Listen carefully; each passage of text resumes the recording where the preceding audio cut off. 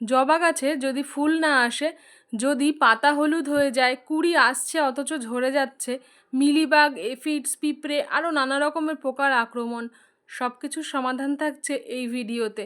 আর তার সাথে থাকছে ম্যাক্সিমাম ফ্লাওয়ারিং পেতে গেলে কি করতে হবে। হাই ফ্রেন্ডস, কেমন আছো তোমরা? Welcome to unbound life. আজকে আমরা কথা বলবো জবা গাছ নিয়ে। জবা গাছ এমন একটা গাছ, যদি এর ঠিকঠাক মেনটেনেন্স হয় তাহলে গাছটা আমাদের সাথে 5 থেকে 10 বছর থাকতে পারে। তো এই গাছে কি করে আমরা ম্যাক্সিমাম ফ্লাওয়ারিং আনতে পারি, আজকে সেটা নিয়েই আলোচনা করব। আমার জবা গাছগুলোর হেলথ তোমরা দেখতেই পাচ্ছ, আর প্রত্যেকটা ব্রাঞ্চেই কেমন কুঁড়ি আছে সেটাও দেখছো। গাছগুলো কিন্তু খুবই ছোট, অথচ কিভাবে ফ্লাওয়ারিং করছে। আমি এর আগে যতবার ভিডিও দিয়েছি তোমাদের দেখিয়েছি যে গাছ ছোট বলে আমি কিন্তু ফুল নিচ্ছি না। তা সত্ত্বেও গাছে যেভাবে কুঁড়ি আসছে, মানে ঠেকিয়ে রাখা যাচ্ছে না।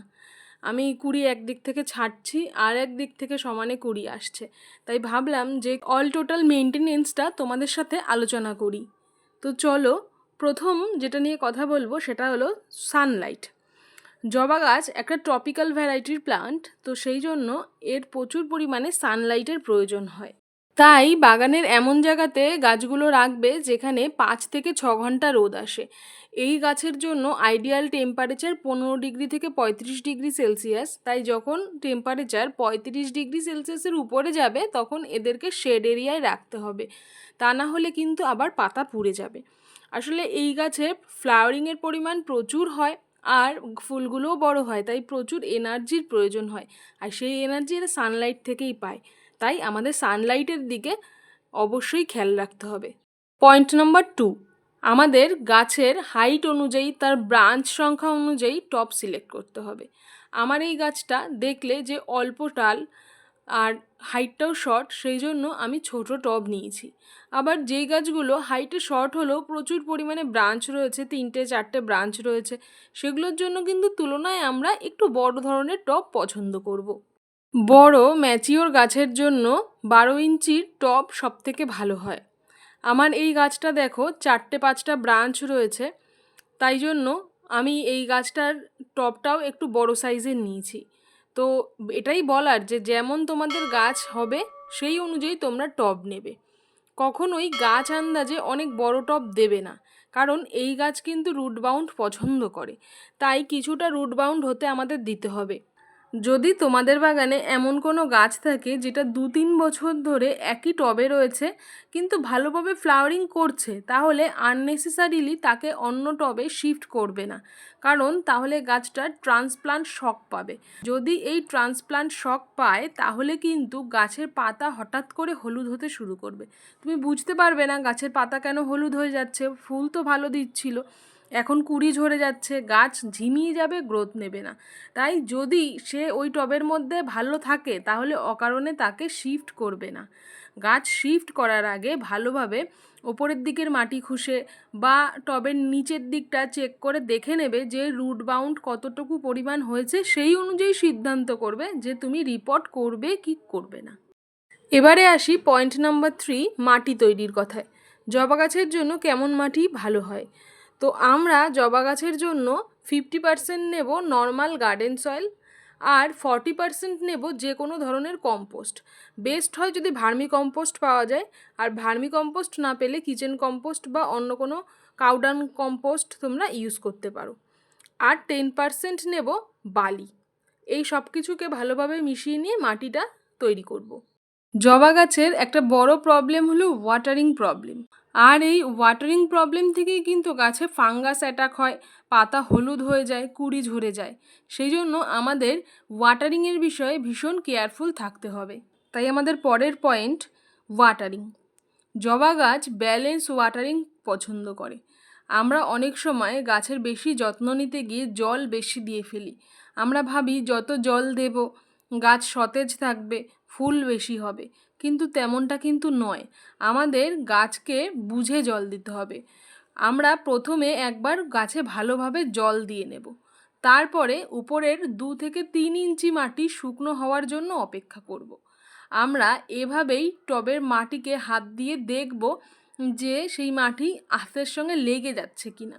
যদি দেখি যে হাতের সঙ্গে লেগে যাচ্ছে, তাহলে সেই মাটিটাকে শুকনো হওয়ার জন্য আমাদের আরও কিছুটা সময় দিতে হবে। আমরা মাটি শুকনো কিনা বোঝার জন্য এভাবে খুঁড়েও নিতে পারি। কিছুটা মাটি যদি খুশে নিয়ে হাতে নিলেই বুঝতে পারবো যে মাটিটা কতটুকু ড্রাই হয়েছে। তো এটা বুঝে যদি আমরা দিই, তাহলে পরে কিন্তু জল বেশি দেওয়ার সমস্যা হবে না। সেক্ষেত্রে ফাঙ্গাল ইনফেকশান, পাতা হলুদ হয়ে যাওয়া, কুঁড়ি ঝরে যাওয়া, এই সমস্যাগুলো আসবে না।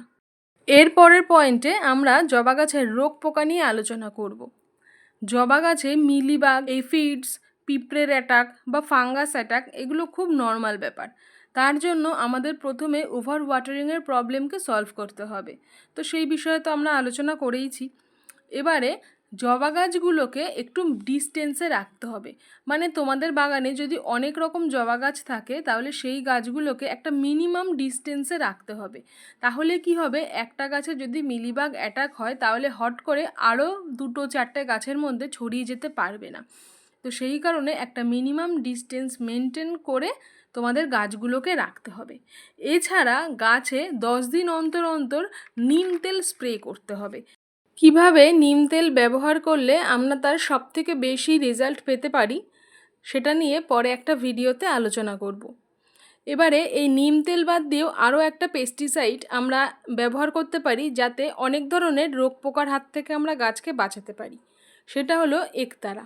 এই একতারা খুব ভালো একটা মেডিসিন। তো এর সাথে আরও একটা মেডিসিন মিশিয়ে আমাদের ব্যবহার করতে হয়। তো এই মেডিসিন তোমরা যেখান থেকে একতারা কিনবে, ওই দোকান থেকেই তোমাদের এটাও সাজেস্ট করে দেবে। তো এই দুটোকে নিয়ে একটি স্টিকারের সাথে মিশিয়ে তারপরে ব্যবহার করতে হয়। যদি তোমাদের প্রয়োজন হয় তাহলে কমেন্ট বক্সে জানিও, আমি তাহলে পেস্টিসাইড স্প্রে করা নিয়ে একটা ডিটেলস ভিডিও করব। জবা গাছে বেশি ফুল পেতে গেলে আমাদের কিন্তু অবশ্যই প্রুন করতে হবে। তো এরপরের পয়েন্ট হলো প্রুনিং।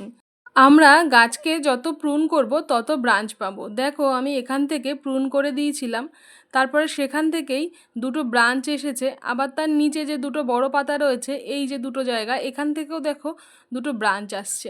আবার তার ঠিক নিচ থেকেও দেখো ব্রাঞ্চ আসছে। এভাবেই গাছকে যত আমরা প্রুন করব তত বেশি ব্রাঞ্চ আসবে, আর যত বেশি ব্রাঞ্চ আসবে তত বেশি আমরা ফুল পাবো। তাই আমাদের কিন্তু সারা বছরই প্রুন করতে হবে। তবে হার্ড প্রুনিং কিন্তু করব না। ফেব্রুয়ারি বাদ দিয়ে অন্য সময় কিন্তু জবা গাছের হার্ড প্রুনিং করা যায় না, কারণ সেই সময় গাছ গ্রোথ নিতে চায় না। তো সেই কারণের জন্য আমরা সারা বছর সফট প্রুন করতে পারি। যখন আমরা গাছগুলোতে সফট প্রুন করব, তখন এরকম স্পটের যে পাতাগুলো থাকবে বা হলুদ রঙের যে পাতাগুলো থাকবে, সেগুলোকে আমরা বাদ দিয়ে দেব। এই পাতাগুলোর সালোক সংশ্লেষে কোনো ভূমিকা থাকে না, অথচ এই পাতাগুলো থেকে বিভিন্ন রকমের ফাঙ্গাল ইনফেকশন গাছে ছড়িয়ে পড়ে। আর তাছাড়া গাছের যে গোড়ার দিককার অংশ, এইখানে আমরা কোনো রকম পাতা রাখবো না। মানে গোড়ার দিকে একদম দেখো ছোট ধরনের কিছু পাতা রয়েছে, আবার কিছু দেখো একদম ডিপ সবুজ রঙের পাতা রয়েছে।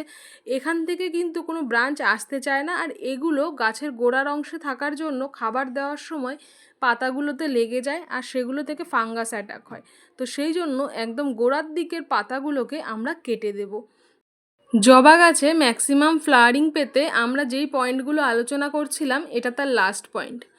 জবা গাছ হেভি ফিডার প্লান্ট, তো সেই জন্য জবা গাছকে প্রত্যেক সপ্তাহে যেমন খাবার দাবার দিই আমরা, সেরকম তো দেবই। তার সাথে 15 দিন অন্তর একটা মিক্স সার দিতে হবে।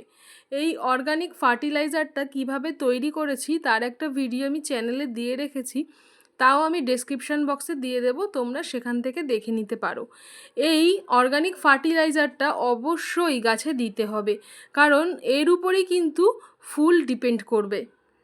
গাছ যদি ঠিকঠাক খাবার না পায়, ঠিকঠাক সানলাইট না পায়, তাহলে গাছ এনার্জি পাবে কোথা থেকে, তাই না? তাই এই মিক্সচার গাছে দেওয়া কিন্তু মাস্ট। তো আজকে ডিটেলসে তোমাদের সঙ্গে আলোচনা করলাম জবা গাছে ম্যাক্সিমাম ফ্লাওয়ারিং পেতে আমাদের কি কি বিষয় মাথায় রাখতে হবে। তো তোমাদের কেমন লাগলো আজকের ভিডিওটা অবশ্যই জানিও। চ্যানেলে নতুন বন্ধু হলে সাবস্ক্রাইব করে সাথে থেকো, আর পাশে থাকা বেল আইকনটা প্রেস করতে কিন্তু ভুলো না। আর এই ভিডিওগুলো যত সম্ভব বন্ধুবান্ধবের মধ্যে শেয়ার করো, যাতে তাদের মধ্যেও বাগান করার উৎসাহ জাগে, তারাও যাতে বাগান করতে গিয়ে যে প্রবলেমগুলো ফেস করছে সেগুলো যাতে নিজেরা সলভ করতে পারে। তো গাছকে ভালোবাসো আর নিজেদের সুরক্ষিত রাখো। আজ তাহলে আসি, ভালো থেকো।